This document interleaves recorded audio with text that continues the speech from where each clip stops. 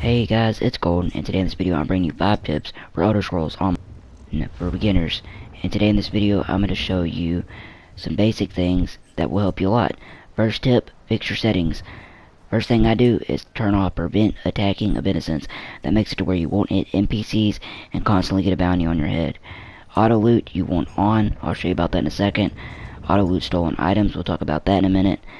You want tutorials on or off based upon if you play the game or not. Ability bar always show. Quest tracker on. Health bars always on. Compass on. Compass active quest on. Quick chat on. Target glow on. Now, let's talk about auto loot for a minute. Auto loot basically makes it to where when you search something like I just did, it gives you the items immediately. All you have to do is hit X once. Now I'm going to show you what it does when you disable it. Basically, it'll give you the option to either hit square or X to whether take one item or take both the items. So as you can see, once I search this right here, it gives me the option to take the lemon. I could either hit X to take one or to take all.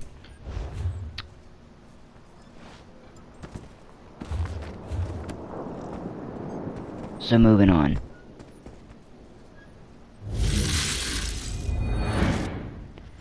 Tip number 2, assign your starting skill points. Assign them based upon what your character's good at. My character's good with stamina and running, so that's what I put my skill points into first.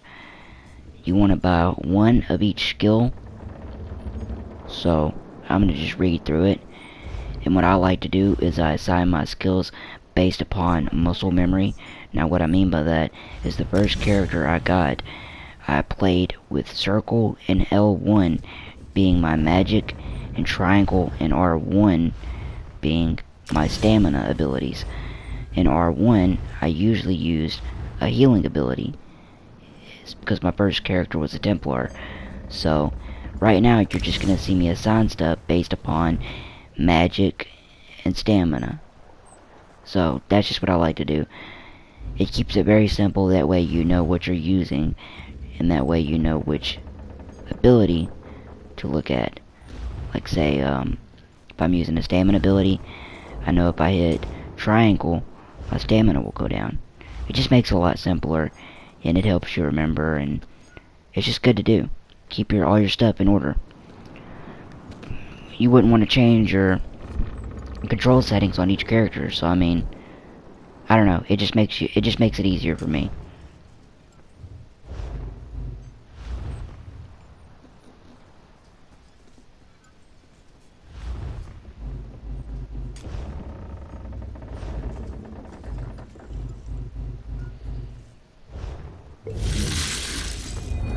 Moving on, tip number 3, loot everything.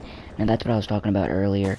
If you want to be a thief and you want to steal everything and constantly be heading over to the I forget the name of it, but the place where you can turn your stolen items in. But anyways, looting kegs will give you beverages, which will in turn give you more abilities like plus 100 stamina or plus 100 health or plus 30 health regeneration.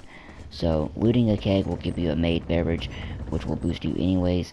Looting sacks, crates, barrels, that type of thing will give you provisionary items to create your own food items, food and beverages. So it's just good to loot everything, because whether or not you're doing provisioning or whether or not you'll use the beverages, you can still sell them and make gold, because everybody needs gold to buy a horse or to buy whatever in the beginning. So loot everything, make easy money.